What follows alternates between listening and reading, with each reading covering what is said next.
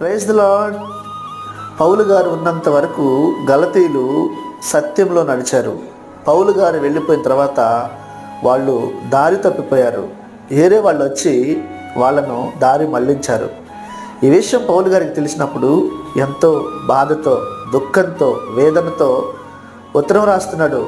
ఓ గలతీయులారా, ఎవరు మిమ్మల్ని భ్రమ పెట్టింది? అయ్యో, ఈ విషయం నాకు తెలిసినప్పుడు నాకు ఎంతో బాధ వేస్తుంది. మీరు ఇంత త్వరగా సత్యంలో నుండి తొలగిపోతారని, దారి తప్పులవుతారని నేను అనుకోలేదు. మిమ్మల్ని సిలువ గురించి నేను చెప్పలేదా? సిలువ వేయబడిన క్రీస్తుని మీ ముందు నేను ఉంచలేదా?